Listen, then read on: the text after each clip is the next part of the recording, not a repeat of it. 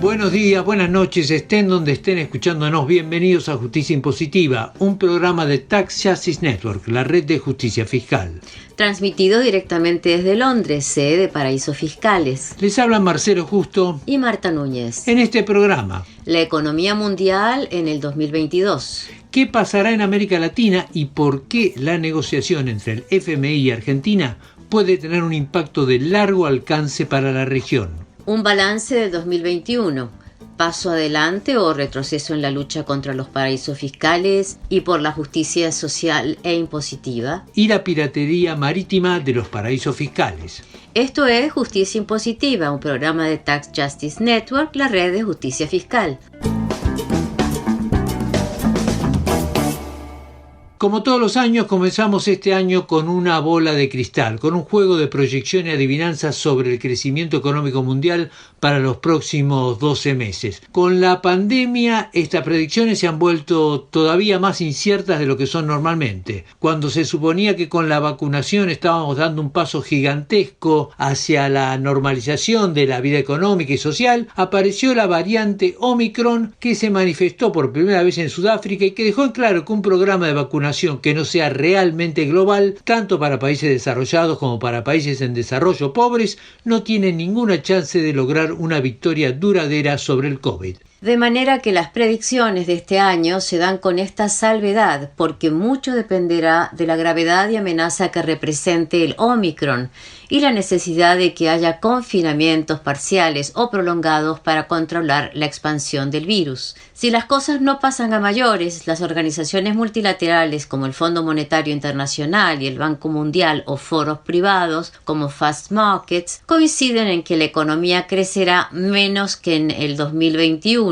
Donde registró un rebote técnico por la catástrofe que fue el 2020. Justicia Impositiva dialogó con Oscar Ugarteche, que además de dirigir el Observatorio Económico Latinoamericano, es autor de libros fundamentales para entender el mundo actual, como La Gran Mutación, que estudia el nuevo sistema financiero mundial, y La Historia Crítica del Fondo Monetario Internacional.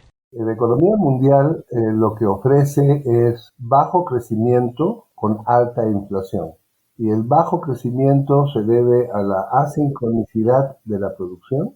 Las cadenas de valor están descontinuadas y esto hace que las entregas justo a tiempo no ocurran y la entrega del producto final tampoco. Entonces tenemos un problema de producción. La producción se reduce porque los insumos para la producción no llegan a tiempo. El segundo problema es que ya que hay menos producción, lo que hay ante una demanda creciente es escasez, con lo cual los precios comienzan a subir en los productos finales industriales y esto está siendo atendido con alzas de la tasa de interés. El problema con esto es que se está enfrentando con alzas de la tasa de interés para contener la demanda. Ahora, cuando tú subes la tasa de interés para contener la demanda, no solamente contienes la demanda, sino contienes inversión.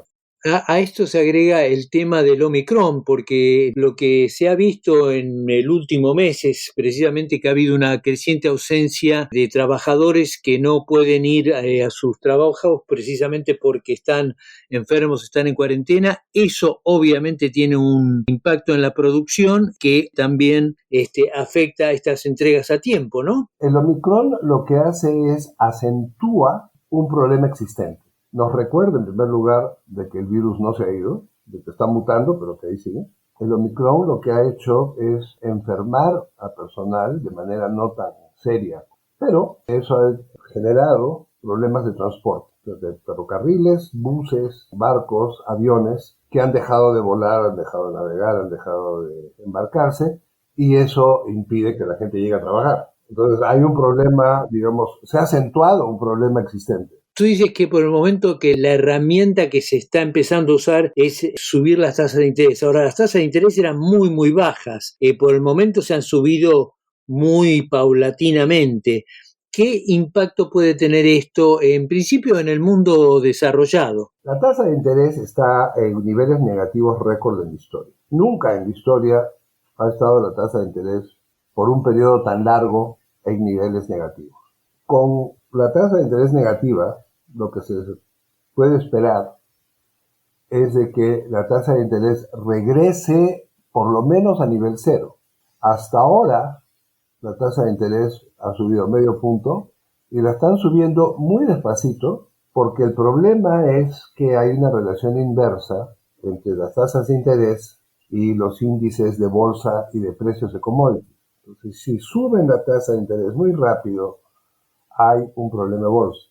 Lo que sí sabemos es que el alza de la tasa de interés, por más pequeña que sea, va a impactar sobre los precios de los commodities. ¿Es algún otro riesgo hacia la vista para la economía mundial? Se habla bastante de las posibilidades de que China tenga un temblor un poco mayor del que se ha visto hasta ahora. Mira, yo no creo mucho en las llamadas a los temblores chinos que hace Occidente. Los viene haciendo hace mucho tiempo.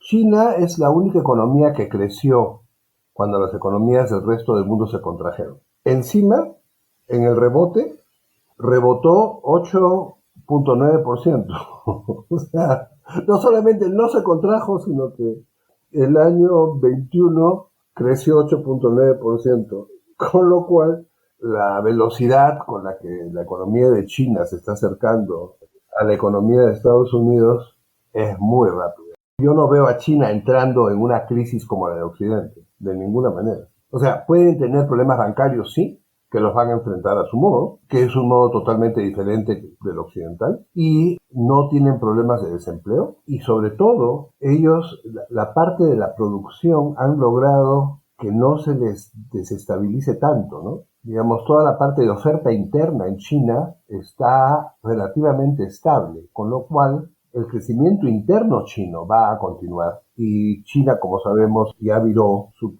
crecimiento desde el exterior hacia el interior. Entonces, que la parte externa no crezca tanto, no los impacta como si impacta a Gran Bretaña o a la Unión Europea, y ya no vamos a decir a Sudamérica, ¿no? Oscar Ugarteche, director del Observatorio de América Latina y autor de Historia Crítica del Fondo Monetario Internacional y de la Gran Mutación, un estudio del nuevo sistema financiero mundial. En medio de un complicadísimo escenario económico y sanitario, el panorama político de América Latina está cambiando.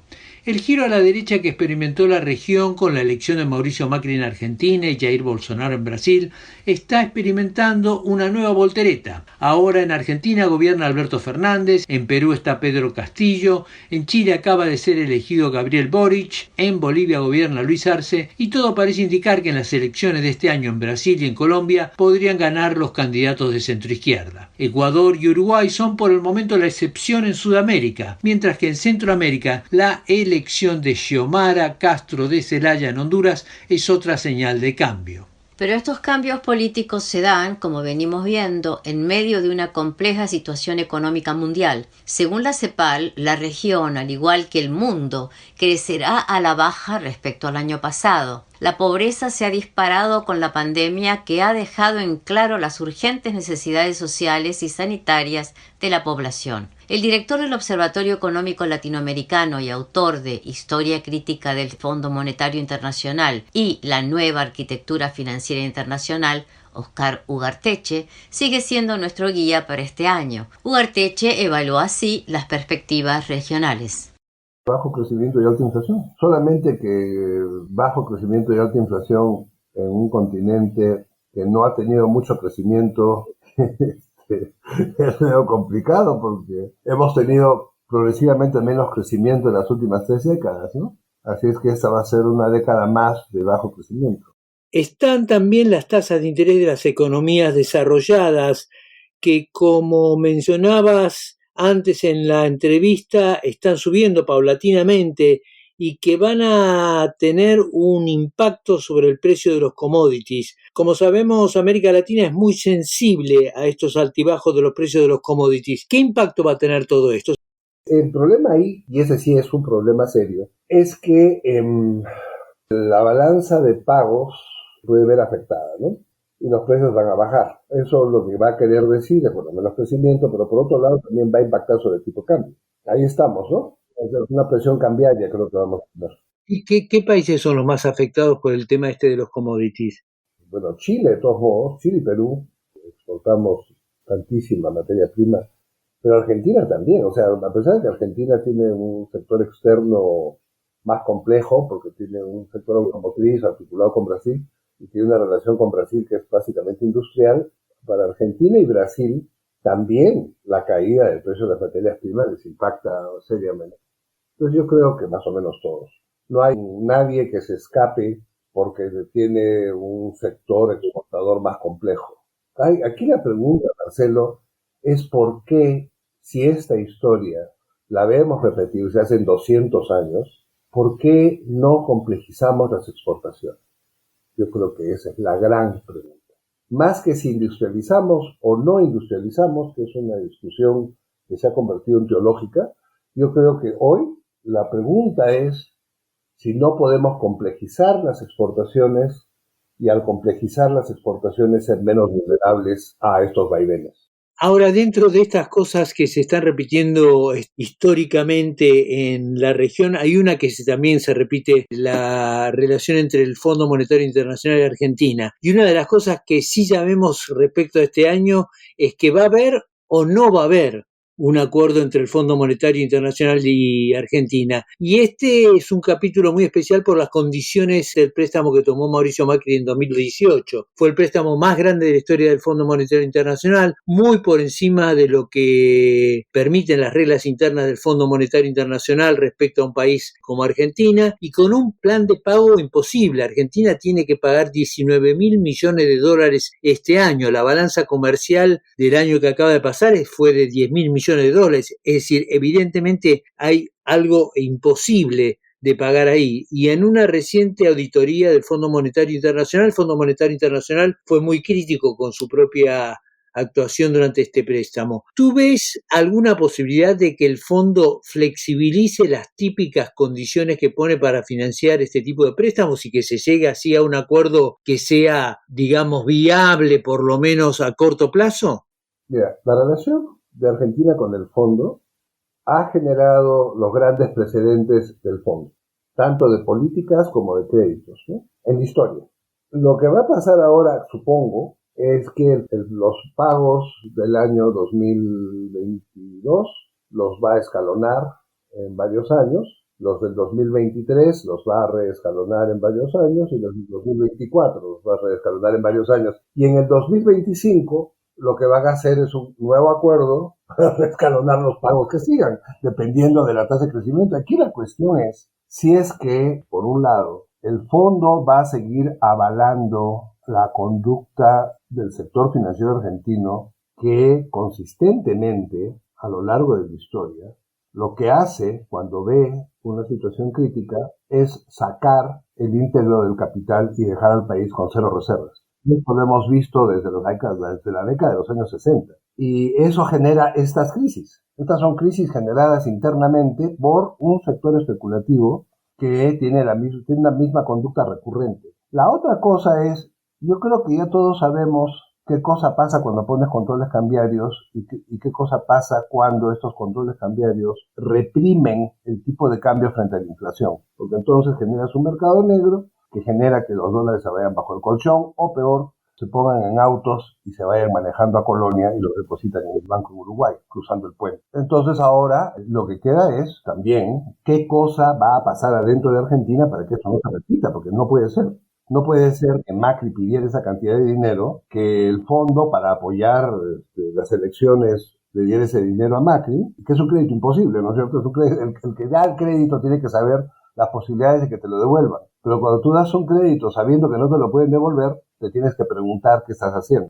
¿Este tipo de acuerdo que se consiga entre Argentina y el fondo va a impactar en el resto de América Latina? Debería de ser precedente. Todo esto funciona por precedentes, ¿no? Las finanzas internacionales funcionan por precedentes. Yo tengo la impresión de que Argentina ha marcado los precedentes consistentemente desde que no firmó con el Fondo Monetario el año 46. Desde entonces ha marcado los precedentes. Yo creo que esto va a ser un precedente, claro. El director del Observatorio de América Latina y autor de Historia Crítica del Fondo Monetario Internacional y La Nueva Arquitectura Financiera Internacional, Oscar Ugarteche. En uno de los más famosos diálogos de Alicia en el País de las Maravillas, Alicia le pregunta al gato qué camino debe tomar y el gato le responde que eso depende de a dónde quiera llegar. En Justicia Impositiva sabemos a dónde queremos llegar. La pregunta es si el mundo está tomando el camino que lleva en esa dirección. ¿Cómo evaluar entonces el legado que nos deja el 2021? ¿Estamos avanzando en la dirección adecuada? Sin lugar a dudas, uno de los hechos más importantes fue la asunción de Joe Biden a principios del año pasado y la promesa de dejar atrás los 4 oscuros años de Donald Trump. Mientras Trump se ufanaba de no pagar impuestos, Biden inició un ambicioso programa de inversión fiscal que en parte se financiará con mayores impuestos a los más ricos y a las corporaciones. A nivel internacional, la iniciativa de Biden para cobrar un impuesto mínimo global a las más grandes corporaciones tuvo un relativo éxito. El impuesto que el G20 y la OCDE aprobaron a fines de octubre no fue el 21% que quería el gobierno estadounidense, fue el 15%, pero logró la adhesión de 136 países. A pesar de que la mayoría de los miembros del G24, que agrupa a los países en desarrollo, aprobaron la propuesta, la criticaron duramente, al igual que organizaciones no gubernamentales, entre ellas ICRIT y Tax Justice Network. Edmund Fitzgerald, experto en finanzas de la Universidad de Oxford y miembro de ICRIT, la Comisión Independiente para la Reforma de la Fiscalidad Corporativa Internacional, coincide con esta visión crítica del acuerdo, pero rescata que por primera vez se reconoce que los impuestos de las multinacionales no son un asunto interno en cada país donde operan, sino una obligación internacional. En la práctica se ha avanzado un paso. Una proposición era de que la política fiscal era asunto del país nada más.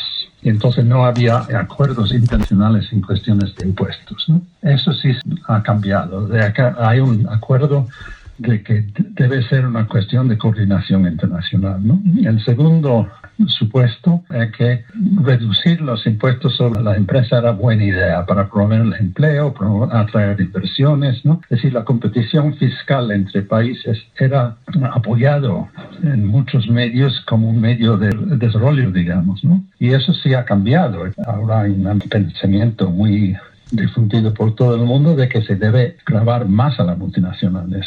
Esta dimensión internacional de los impuestos a las grandes corporaciones fue el eje de otra de las grandes iniciativas del 2021. En febrero del año pasado, un panel especial de Naciones Unidas, el FACTI, que en las siglas en inglés significa Panel sobre la Responsabilidad Financiera, Transparencia e Integridad Internacional, publicó un importante informe sobre el impacto que tenían el fraude fiscal, el lavado de dinero y los flujos financieros ilícitos internacionales a la hora de cumplir con las metas que se han trazado las mismas Naciones Unidas para el Desarrollo Sostenible en el 2030. El informe adoptó muchas de las medidas que Tax Justice Network viene proponiendo desde su fundación en 2003. Estamos hablando de medidas como el intercambio automático de información entre las entidades bancarias de distintos países, que es clave para detectar evasores fiscales. Estamos hablando del registro de los beneficiarios finales de cuentas y empresas, de manera que se sepa quién es el dueño real de las cuentas y empresas fantasmas que pululan en los paraísos fiscales. Estamos hablando también del informe país por país de las ganancias de las multinacionales para determinar lo que deben pagar en términos de impuestos en cada país donde operan. Y estamos hablando de un impuesto mínimo global, iniciativa que, como vimos, el gobierno de Joe Biden impulsó a nivel del G20 y la OCDE. Pero quizás la más importante propuesta de este panel de las Naciones Unidas fue que la elaboración de las reglas que deben gobernar la política impositiva en tiempos de globalización deben pasar de la OCDE, un reducido grupo de países ricos, a un panel intergubernamental de las Naciones Unidas que representa a todas las naciones del mundo.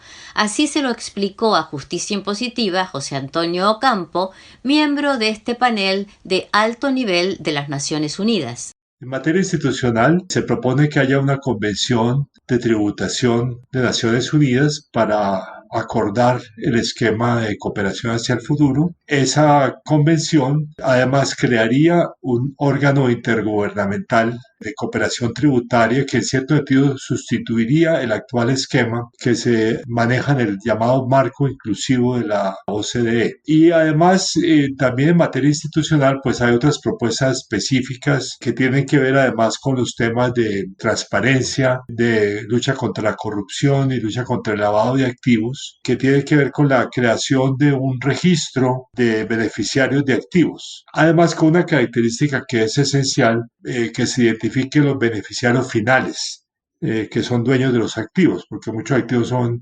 propiedad de alguna sociedad que a su vez tiene propietarios de distinta naturaleza. En septiembre, en la Asamblea General de las Naciones Unidas, el grupo G77, que representa a 134 países, es decir, la mayoría de las 193 naciones reconocidas por la ONU, presentó la propuesta para la creación de este organismo intergubernamental. La propuesta fue bloqueada por una minoría de países nucleados en torno a la OCDE, pero quedó claro que hay un fuerte impulso diplomático a nivel global para cambiar las reglas. En prácticamente todos los países de América Latina ha habido propuestas legislativas para un impuesto a la riqueza y una reforma impositiva progresista. El cambio se hizo sentir también en la calle. El hecho quizás más novedoso a nivel mundial fue la huelga general del 28 de junio en Colombia contra la reforma impositiva del gobierno de Iván Duque. Esta huelga contemplaba un programa impositivo alternativo que comenzaba con un combate contra los paraísos fiscales y la evasión fiscal. Rodolfo Bejarano, de Latindad, explica las iniciativas que se pusieron en juego en la región desde el comienzo de la pandemia. Se ha dado ya esta discusión de aplicar impuestos a las grandes fortunas, porque solamente lo tenían Argentina, Uruguay y Colombia antes de la pandemia. Ahora lo tiene Bolivia, pero ya no lo tiene Colombia. En Argentina ya existía un impuesto a los bienes personales, pero con motivo de la crisis se discutió desde el Congreso la aplicación de un impuesto, un aporte extraordinario hacia las grandes fortunas. Esto se aprobó y ya se está aplicando este año, por una única vez, pero los resultados han sido positivos en términos del número de personas a las cuales se está aplicando este impuesto y además de la recaudación que se ha logrado obtener. Y por otro lado está Bolivia, que también a comienzos de este año ha empezado ya a aplicar un impuesto a las grandes fortunas en forma anual. Este es un caso que debería de replicarse en otros países. Se está recaudando más de lo que se esperaba, inclusive porque se está aplicando impuestos no solo al patrimonio nacional, el que está dentro del territorio, sino también el que está afuera. Eso es un avance, pero todavía hay mucho por hacer. Hay países donde se está discutiendo también en los parlamentos la aplicación de un impuesto similar en Chile,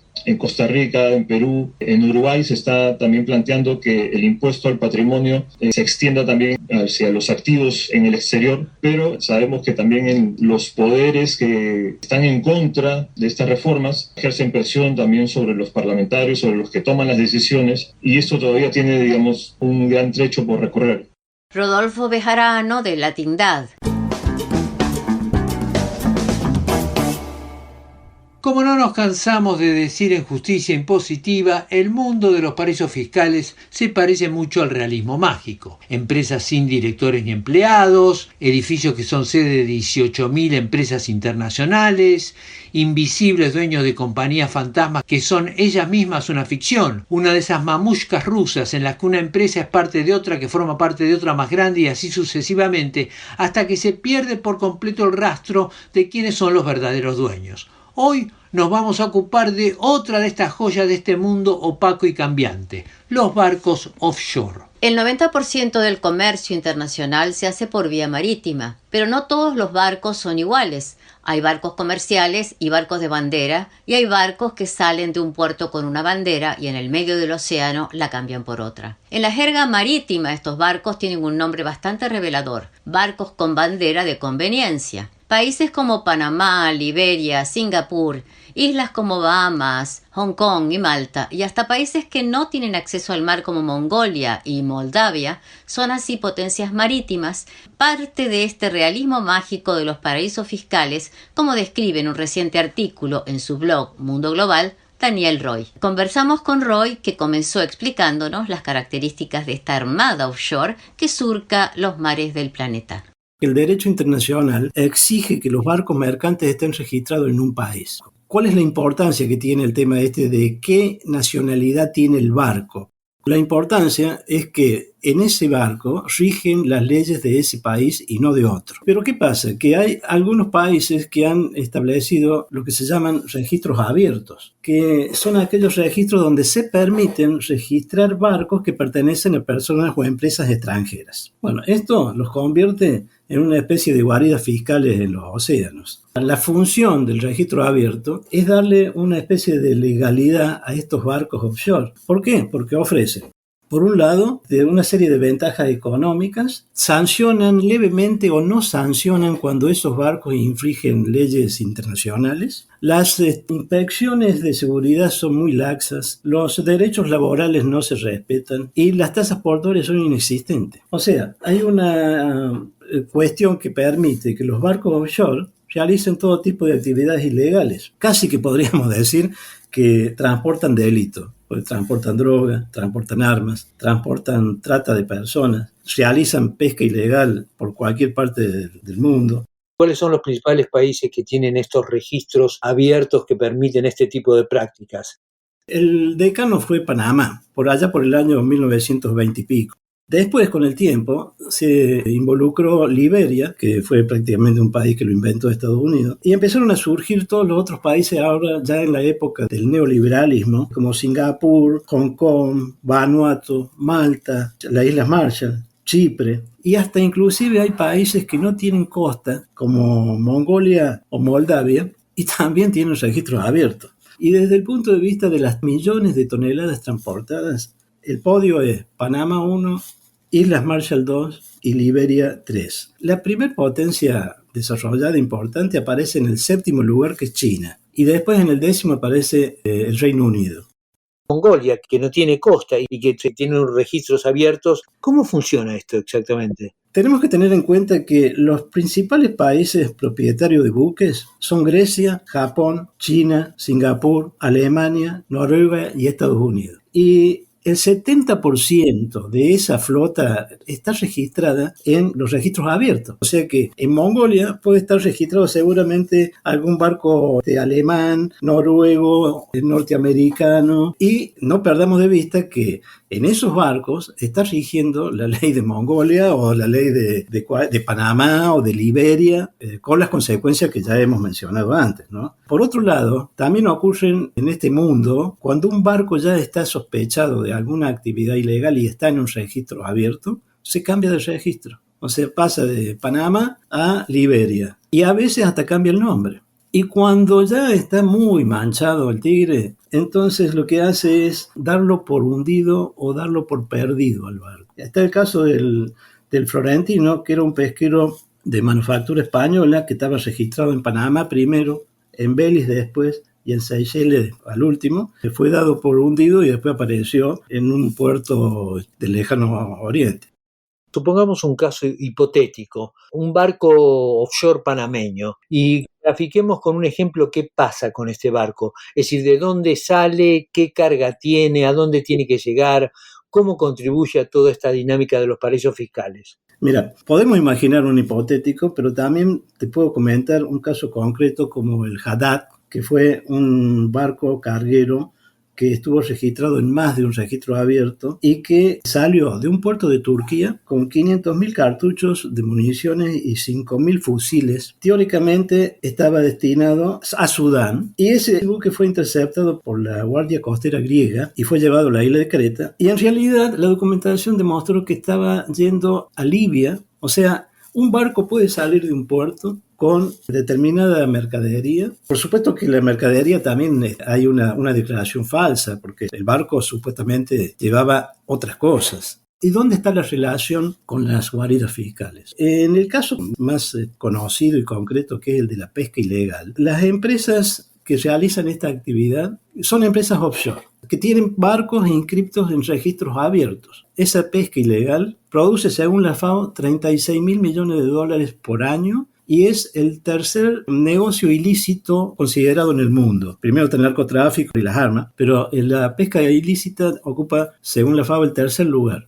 Ese dinero que produce esa pesca ilegal, que lo canalizan las empresas offshore que tienen barcos registrados en registro abierto, son los que van a las guaridas fiscales primero, se lava ese dinero y ya sabemos que termina en la City de Londres, en Wall Street, en los bonos de cualquier fondo de inversión de las Islas Caimán. Daniel Roy, de un blog Mundo Global, que aconsejamos leer a todos los que quieran entender el funcionamiento de esta tantas veces surrealista economía global. Llegamos así al final de esta edición de Justicia Impositiva. No olviden que pueden seguirnos en Twitter, @J_impositiva. O suscribirse a nuestra página web www.justiciaimpositiva.com. Desde los estudios de Tax Justice Network se despiden Marcelo Justo y Marta Núñez. Hasta la próxima.